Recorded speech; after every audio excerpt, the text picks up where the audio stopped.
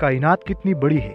21ویں صدی کے اس ماڈرن زمانے میں بھی اگر آپ سے پوچھا جائے کہ آپ کا گھر یا ایک فٹ بال کا گراؤنڈ کتنا بڑا ہے تو آپ آسانی کے ساتھ بتا سکتے ہیں کہ اس کی لمبائی چوڑائی کتنی ہے۔ لیکن جب بات کائنات کی آتی ہے تو پھر یہ تصور کرنا بھی مشکل ہو جاتا ہے۔ کائنات کو سمجھنے کے لیے ہم شروعات کریں گے ہماری زمین سے، جس کا لینگ 40,000 کلومیٹر ہے، جس سے آپ کو اندازہ ہو گیا ہوگا کہ ہم عام انسانوں کے لیے یہ فاصلہ کتنا زیادہ ہے۔ لیکن جو زمین انسانوں کے لیے اتنی بڑی ہے وہ کائنات کے مقابلے میں کتنی چھوٹی ہے۔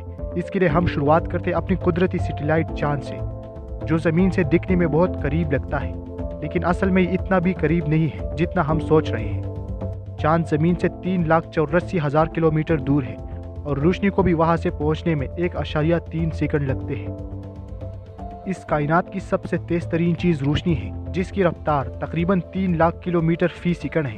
آپ یوں سمجھ لیجئے کہ روشنی 1 سیکنڈ میں زمین کی گرد 7 چکر لگا سکتی ہے۔ اس بات سے تو آپ کو اندازہ ہو گیا ہوگا کہ روشنی کی رفتار کتنی زیادہ ہے۔ تو اب آتے ہیں واپس چاند کی طرف، جس کا فاصلہ زمین سے اتنا زیادہ ہے کہ زمین اور چاند کے درمیان 30 اور زمینیں فٹ ہو سکتی ہیں۔ لیکن ایک منٹ، یہ فاصلہ تو کچھ بھی نہیں۔ اگر ہم زمین کے پڑوسی سیارے مریخ کی بات کریں تو اس کا فاصلہ زمین سے 200 ملین اور 75 کلومیٹر ہے اور روشنی کو بھی وہاں سے زمین پر آنے میں 20 منٹ لگتے ہیں۔ انسان کے ہاتھوں بنایا گیا وائجر 1 نامی جہاز اب تک کائنات میں سب سے زیادہ ٹریول کر چکا ہے اور اس کا زمین سے فاصلہ 141 ایسٹرونومیکل یونٹ ہے۔ ایک ایسٹرونومیکل یونٹ زمین اور سورج کے درمیانی فاصلے کو کہتے ہیں، جس کا مطلب یہ کہ وائجر 1 زمین سے 141 گنا زیادہ دور ہے۔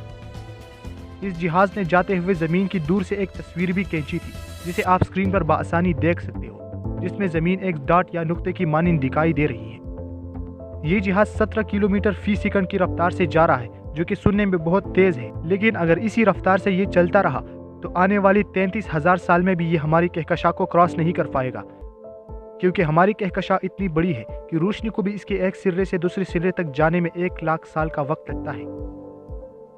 ستاروں کی اگر بات کی جائے تو ہمارا سب سے قریبی ستارہ پراکسیما سینٹوری ہے، جس کا فاصلہ زمین سے 4.3 نوری سال ہے، یعنی روشنی کو وہاں سے زمین پر آنے میں 4.3 سال لگتے ہیں۔ لیکن اگر اسی رفتار سے وائجر 1 نامی جہاز اس ستارے کی طرف چلتا رہا تو تقریباً 70,000 سال بعد یہ وہاں تک پہنچ جائے گا۔ یہ فاصلے تو کچھ بھی نہیں۔ اگر ہم اپنی کہکشاں کی بات کریں تو ہماری کہکشاں میں کروڑوں ستارے ہیں، تقریباً 200 کروڑ ستارے ہمارے کہکشاں میں موجود ہیں اور ہر ستارے کے گرد کوئی نہ کوئی سیارہ ضرور چکر کاٹ رہا ہے۔ اگر آپ ہماری کہکشاں سے باہر جھانکیں گے تو آپ کو ہماری پڑوسی کہکشاں نظر آئے گی، جو ہماری اپنی کہکشاں سے دگنی بڑی ہے۔ لیکن اگر آپ مزید اس سے بھی باہر جھانکیں تو آپ کو ملے گا لوکل گروپ آف گلیکسیز، جس میں ہماری گلیکسی موجود ہے۔ لیکن اگر آپ مزید کہکشاؤں کے اس گروپ سے باہر جھانک کر دیکھیں گے تو آپ کو ملے گا ویرگو کلسٹر، جس میں 100 سے زیادہ کہکشائیں موجود ہیں اور یہ تقریباً 11 کروڑ نوری سال تک پھیلا ہوا ہے۔ لیکن کائنات تو اس سے بھی بڑی ہے۔ اگر آپ کائنات کو مزید زوم آؤٹ کریں گے تو آپ کو ملے گا لنک یا سپر کلسٹر، جس میں ویرگو کلسٹر ایک ڈسٹ پارٹیکل جتنا ہے۔ یہ کلسٹر 55 کروڑ نوری سال پر پھیلا ہوا ہے۔ مگر رکیے، ایک بار پھر کائنات کو زوم آؤٹ کریں تو آپ کو ملے گا دی آبزرویبل یونیورس، جس کے مقابلے میں لنک یا سپر کلسٹر ایک ریت کے دانے سے بھی چھوٹا ہے، اور یہ وہ کائنات کا وہ کل حصہ ہے جس کے بارے میں ہم جانتے تھے، جس کا ہم نے ابھی تک مشاہدہ کیا ہے، اسے دی آبزرویبل یونیورس کہتے ہیں۔ یہ تو صرف وہ کائنات ہے جس کے بارے میں ہم جانتے ہیں، باقی کائنات سے ہم لا علم ہے کہ وہ کیسی ہوگی۔ کائنات کے بارے میں ہم جتنا جانتے تھے وہ صرف 5% کائنات ہے، باقی 95% کے بارے میں ہم کچھ بھی نہیں جانتے۔ یہ زمین جس پر میں اور آپ موجود ہیں، اس کو کائنات کا سنٹر قرار دیا جاتا ہے، جو کہ حقیقت نہیں ہے، لیکن زمین کو مرکز میں رکھتے ہوئے قابل مشاہدہ کائنات 9,300 کروڑ لائٹ ایئر پر پھیلی ہوئی ہے۔ جس کائنات کی ہم نے بات کی وہ صرف قابل مشاہدہ کائنات تھی، اس کائنات سے آگے کیا ہے ہم نہیں جانتے۔ ہماری کائنات کو 2 حصوں میں تقسیم کیا گیا ہے، ایک کو ہم آبزرویبل یونیورس کہتے ہیں، یہ یونیورس کا وہ حصہ ہے جسے ہم جانتے ہیں، اور دوسرا نان آبزرویبل یونیورس ہے، جو کائنات کا وہ حصہ ہے جسے ہم نہیں جانتے۔